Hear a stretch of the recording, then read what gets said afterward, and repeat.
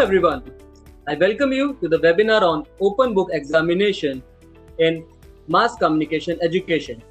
This will be an experience sharing session by Dr. Arulselvan Senthivel from Pondicherry University. Dr. Arulselvan is an associate professor with Departments of Electronic Media and Mass Communication in Pondicherry University.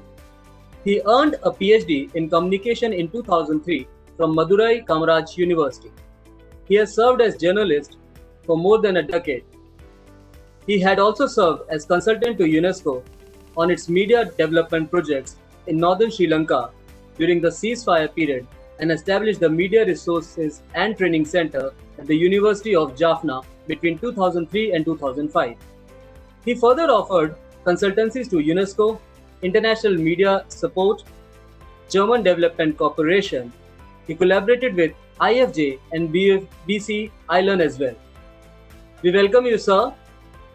I would like to invite you to please share your experiences with respect to open book examination in mass communication education. Thank you, Prakash. It's my pleasure to join the session, and I am pleased to share some of the experiences I have with me. I want to start with a cartoon as well as a quote from Einstein. It says that the idea is that you can read the quote and the cartoon. The idea is that everybody is not equal, everybody is unique. So examination reforms should consider everyone individually, everyone exclusively, and you have to address them. And you cannot just ask a fish to climb a tree. That's what Einstein said. And if you ask that, then they'll feel as if they are incapable, and they'll feel that they are stupid, right? So the examination system needs to be reformed, needs to be completely changed, revamped, and COVID has given a chance to think about open book exams. And we had an opportunity to test with that for the last 5 years, more than 5 years, 5 to 7 years that we have been testing. And we have been following a system called the choice-based credit system, and many of the Indian universities are following. And the choice-based credit system it helps us to innovate. It helps us to experiment with whatever that we want to work in a university campus. So we start, though we have a face-to-face class, it's not a correspondence what we offer, but even then we experimented with the learning management system 10 years back, and we have been still working on that. And we also worked with all forms of examination reforms, and one such reform is open book exam. And it all started, next slide please. It all started with the idea of, since I am coming from Aurobindo, Pondicherry, that I have to cite the case of Aurobindo School. So the Aurobindo International Center of Education in Pondicherry is known for not conducting exams since its inception. That for the last more than a couple of decades, they have been offering school level as well as college level, and their students are coming to Pondicherry University without having any kind of grades. They don't discriminate students. They say that the exam should, the university or education should have them, treat them equal. So they don't conduct exams. They have been practicing it for a long time. And the students are not ordinary people, that they are coming with excellent qualities, and they are capable of questioning anything, and they are capable of understanding, their level of understanding, their level of creativity, everything is on par with. So university is getting good number of students to the from the Aurobindo International Center. And one such student asked one question to me during the course of the class, sometime some 7-8 years ago, that what is the highest degree offered in the country? I said that doctorate is the PhD degree, and I think that's the highest degree that one could earn from a university by registering individually and get it. DLT is something different, but normally doctorate is the highest degree. And how do you assess them, or how do you grade them? Then I said that it is they can visit any library, they can talk to anybody, they can refer and write. So why the same system cannot be applicable to other higher degrees. That's what the basic question that was raised by one of the students. It is a very eye-opening question that why not when doctorate is being given by referring to the journals and books and other things, why not that we can allow them, the students, to do the same thing? That was a question that is being asked by our students in the class. And one more student in a different occasion, another student asked me that why do we need to have part A, part B, and part C in a question paper in a master's degree like communication, where the part A always look for understanding the memory and the knowing of things, look for definitions, the names and places and the years and other things. And so part B is a short answer, whereas the part C, the last part only, where only we grade them with the 50% of marks.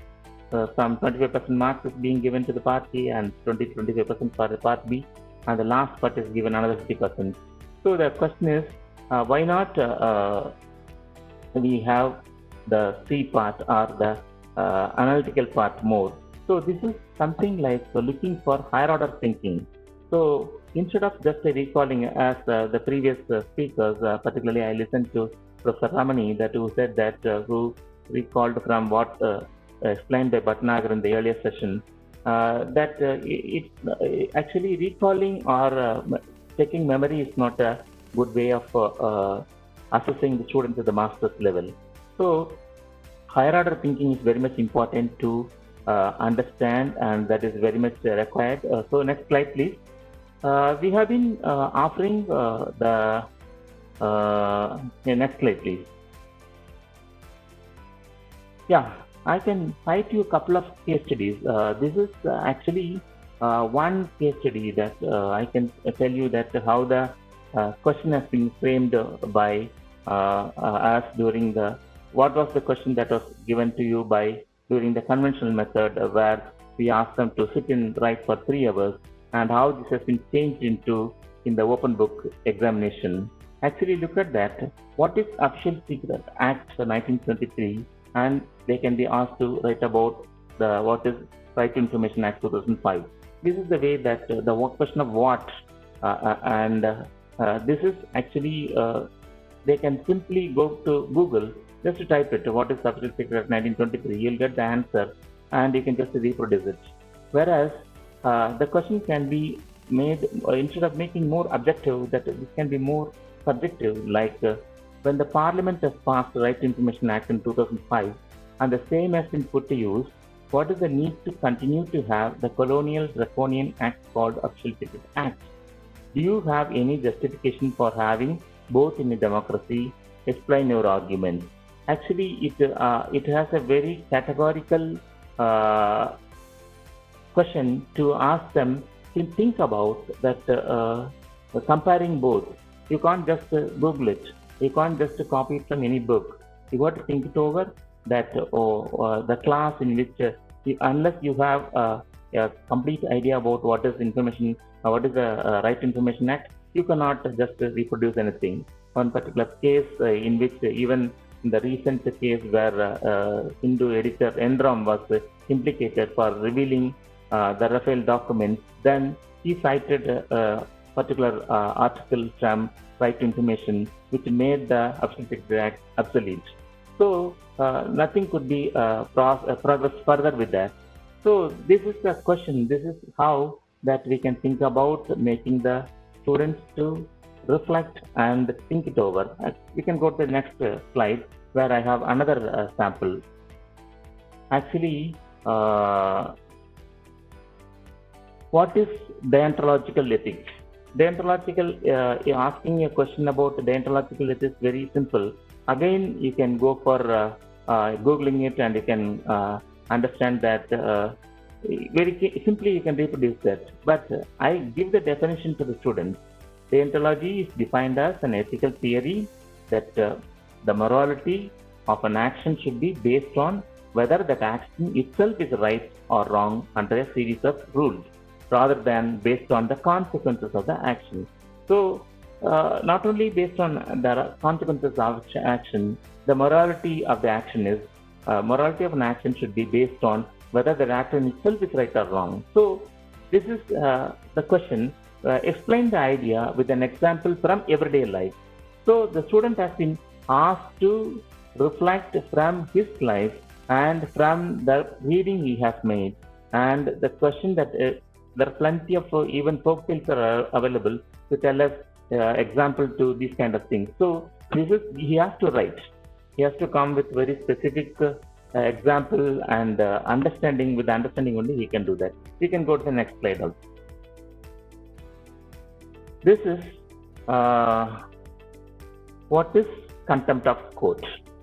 Contempt of if you that is very current topic that every day that we come across people who tweet something, and even a couple of days back in Tamil Nadu also in popular actor done something which has amounted to considered as contempt of court. So this is a very popular theme. Instead of asking that, we asked, this was the question that we used a couple of days ago when we had the 10th semester examination, discuss the significance of contempt of court 1971, particularly in democracy, where everyone is equal, why the judicial pronunciations cannot be reviewed. Does it mean that the judges are beyond public scrutiny? Explain briefly. So this gives an idea that they have to collect the data from the contemporary political discussions and contemporary news, then they can make it. So the whole idea is that exam is not just examining and grading them. It is actually, exam itself is a pedagogy. Exam is, we can make them to learn more. So in the modern day that learning is a continuous process. They call it lifelong learning. So if you want them to continuously learn them, then the examination should not confine to check with memory alone. For example, in the examination, the recent examination, we asked them to listen to, particularly on a course on media law and ethics. Media law and ethics is a very contemporary subject where every day you can update the curriculum, every day you can come out with the new syllabus, new examples where they can do. So I asked him to listen to B.R. Ambedkar. His lectures are available. If you want to listen directly, you can go and listen to the Constitutional Assembly debates. And actually, Rajya Sabha Television has produced 10 hours of series on making of Constitution, in which a docudrama has been created. So with a very good audio and visual thing, they have made that a story and a lot of recreations of rendering.